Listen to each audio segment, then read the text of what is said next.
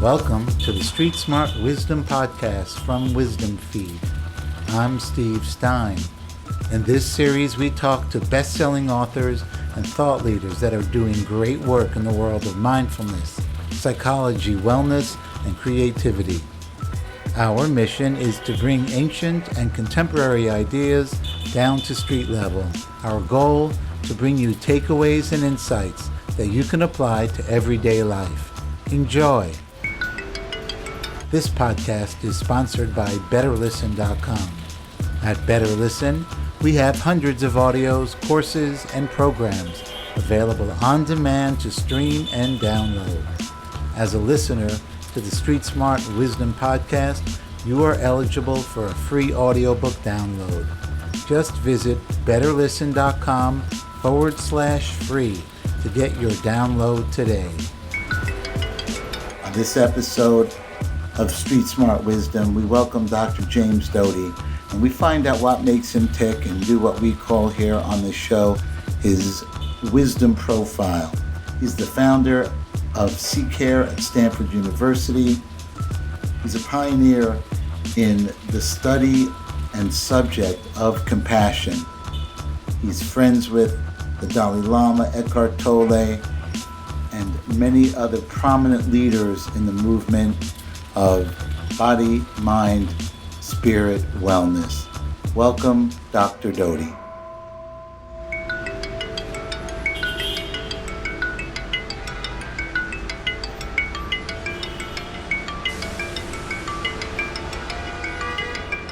Hi there. We're here today with our friend Dr. James Doty, and kind of doing a wisdom profile to find out more about his great work. And so, Dr. Doty, tell us who you are, and what you do. But let's start with who you are. How would you define that, who you are? Well, hopefully, I would like to be perceived as a caring, kind human being. So if that can be the starting point, that's who I am, hopefully. That being said, in a more traditional sense, I'm a neurosurgeon on the faculty at Stanford University School of Medicine, and I'm the founder and director of the Center for Compassion and Altruism Research and Education, which is part of the School of Medicine, whose mission is to understand the neurosocial basis of compassion. And the Dalai Lama is actually the founding benefactor. And I've also been blessed to be the chairman of the Dalai Lama Foundation for several years. And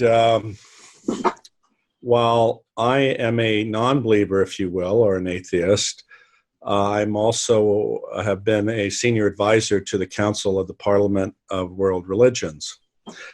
And interestingly enough, I have been blessed as well to have relationships with many of the religious and spiritual living icons in the world. And the interesting thing is that people will say, how is it possible if you're an atheist or a scientist to have these relationships? And what I always tell people is the nature of the work that I do, which, if you will, is to scientifically, demonstrate the value proposition of compassion in regard to mental and physical health, actually aligns with what many spiritual and religious teachings have evolved, which at the basis of essentially everyone is the importance of compassion to live a life and a meaningful life. And so on some level, you may say it seems strange, but on the other, it makes perfect sense, because oftentimes the actions that we have evolved to do as human beings relate to our evolution and the science of how our physiology and brain developed.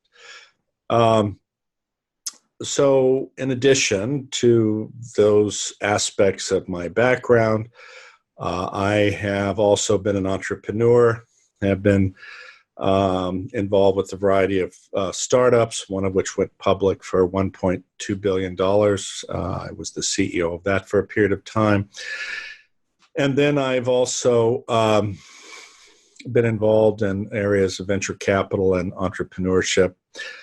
But probably the most important part of my story, which is germane here to why I'm talking with you, relates to what is the truth for all of us, is that who we are today is a manifestation of our past.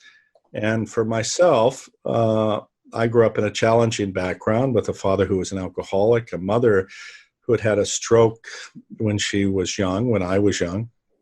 And she was partially paralyzed, had a seizure disorder, and sadly was chronically depressed, attempted suicide numerous times. And neither of my parents had gone to college. In fact, we were on public assistance my entire life.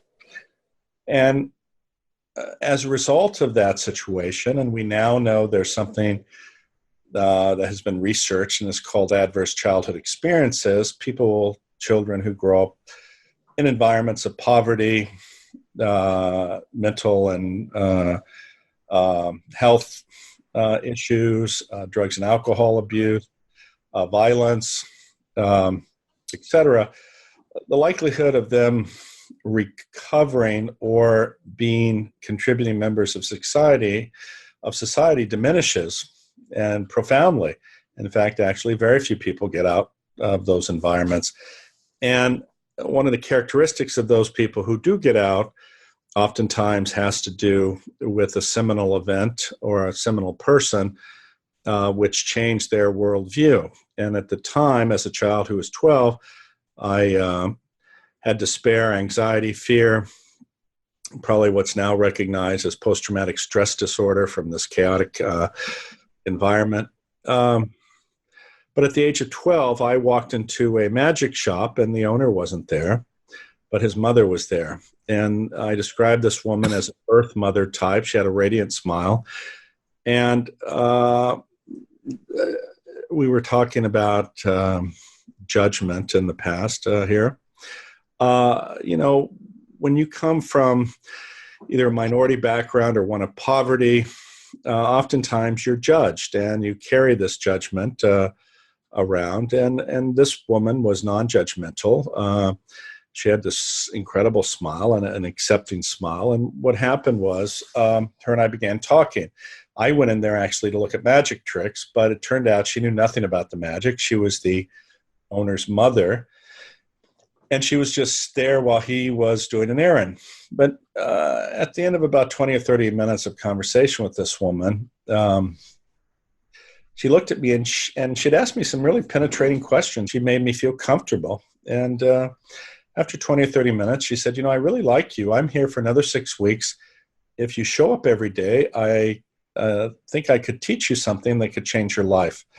And during that 6-week period where I showed up between 1 to 2 hours every day, she taught me a meditation practice, which, and remember, this was in 1968. We didn't talk about mindfulness or meditation. We didn't even discuss neuroplasticity. We didn't believe it existed. You didn't, no? 12-year-old, that wasn't on the topic of discussion? Well, even in the neuroscience world, it was thought that the brain was immutable and could not regenerate, or you could not sort of change your neural pathways. And so it was interesting because clearly, based on some experience this woman had, she understood intuitively that you could. And the reality for many of us is that we have this constant level of stress. We were talking about living in a digital age and practice compassion. We don't appreciate it, but many of us are stressed, anxious, depressed. In fact, there's an epidemic in the United States. 1 in 4 people will tell you that when they're sad, lonely, suffering, they do not have a single person they feel comfortable talking with. So it's horrible. Over 20% of people, adults, are on some sort of mood-altering medication.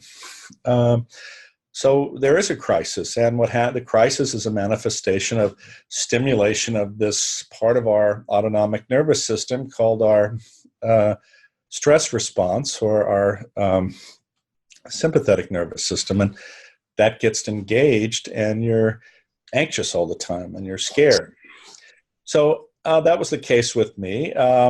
So we began with this woman, and she taught me how to relax my body, how to breathe.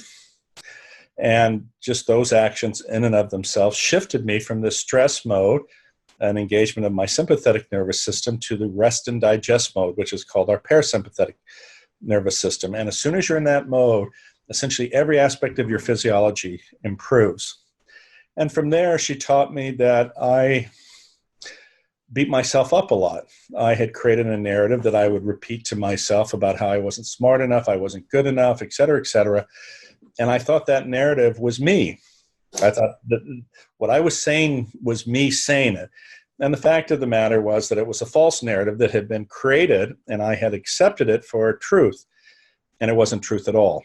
And so she allowed me to recognize this. And once I recognized it, she helped me change the narrative. And this is this practice of going into this meditative state and not having an emotional response to this negative dialogue is, again, very commonly practiced in mindfulness-based stress reduction. But the other aspect, though, that was critically important that is not explicitly done in those practices is that she taught me how to change the dialogue to be kind and compassionate and self-compassionate, so that I changed the narrative to one of self-acceptance, one of deserving of love, etc. And it was from that then she taught me then that everyone is suffering, that I wasn't the only one suffering, and that by reaching out and actually caring for others, to being of service, actually benefited me and my own physiology. And then the most powerful aspect from there was she taught me this technique, which is now used in sports psychology. They call it visualization, but this was a technique to define an intention or goal, and then through repetition and sort of seeing it occur in my mind, which primes your subconscious, it allowed me to be able to manifest my own dreams and aspirations. And that period of time with that woman changed the trajectory of my life. And that's what I talk about in my book, Into the Magic Shop, Neurosurgeon's Quest to Discover the Mysteries of the Brain and the Secrets of the Heart, which, as you know, was a New York Times bestseller, is now in 40 languages, and it has received a number of awards. So basically, that's my background, if you will. Right. And so I find it, fascinating that it adds a whole other level, is like where you're doing this. You're not doing it on an ashram.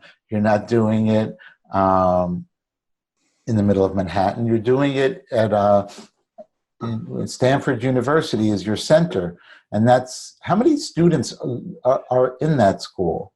Oh, wow. It's not actually that big of a university. I think it's only 12,000, 16,000, something like that. It's, and actually Stanford, obviously, as you know, has a wonderful reputation, and it probably has one of the largest endowments per number of students of any university in the world. It certainly stands with Harvard and Yale and a number of the Ivy League schools. And a lot of extraordinary research is coming from there. And that's why having a center like this at Stanford immediately gave credibility to the nature of this work, because there is an assumption that if someone at Stanford is doing this work, it's real. And I have to say that while I would like to believe it was a reflection of my own wonderful reputation that resulted in this increase in interest in the field of compassion, really it has to do with the fact that the work that I do, the center, is at Stanford. Right. It gives credence to it. And, being, one of the things on this podcast, we call it street smart wisdom, and, trying to bring ancient ideas or esoteric ideas down to street level.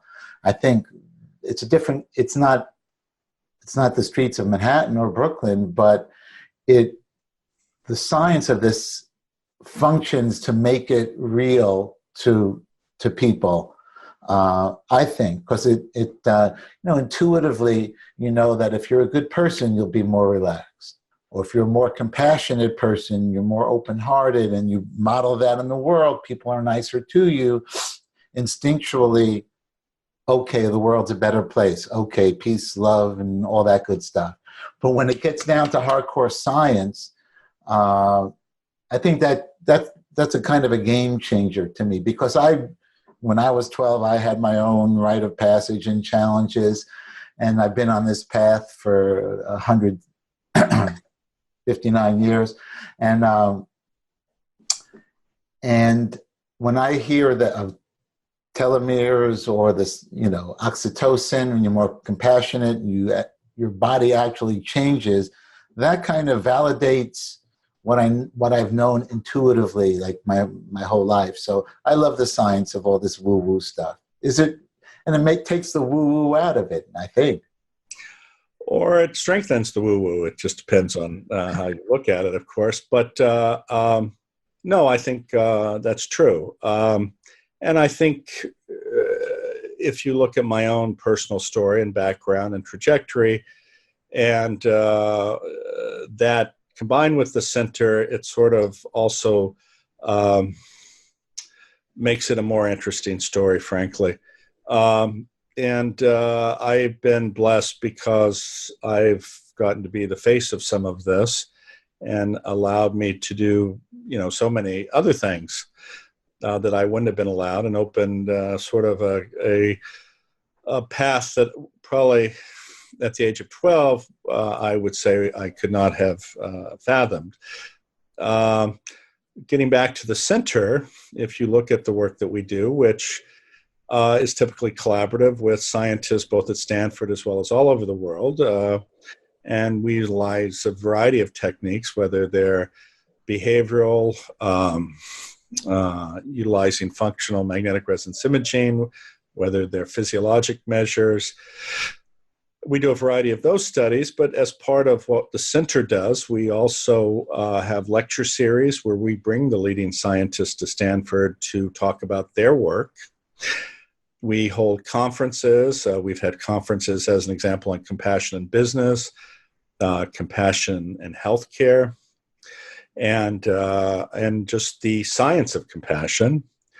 And then I have a series which I call Conversations on Compassion. And to me, this is actually one of the funnest things that I do, because I get to sit on the stage with somebody I think is interesting, who's led a life, if you will, of compassion, and then talk to them for about an hour and a half or so about their lives and the importance of compassion in what they do. And we've had Thich Nhat Hanh, Eckhart Tolle, Werner Erhard, the Dalai Lama, Sri Sri Ravi Shankar, Sadhguru, Amma, the hugging saint, and as well as scientists and actors, actresses, business people. And it's been an extraordinary group of conversations because, again, essentially every one of these people emphasizes through their own example in their own lives how compassion has profoundly impacted them, those around them, and the world. How can people find out more about your work? You can go to the CCARE website, which is www.ccare.stanford.edu. And there's also one for the book called intothemagicshop.com. And so at either of those places, you can find a lot of information about our research, and there's really a plethora of YouTube videos about the conferences we've had, the talks, the conversations on compassion. And so a lot of material. Excellent. That's great to know. And your book is Into the Magic Shop, which is a great read. I recommend it highly. And anything else before we say goodbye? I think we've covered most things. All right. Excellent. All right, Dr. James Doty, thanks so much for your time. It was a pleasure talking with you. Thank you. And it's always good to see you. Absolutely. See you and hear you.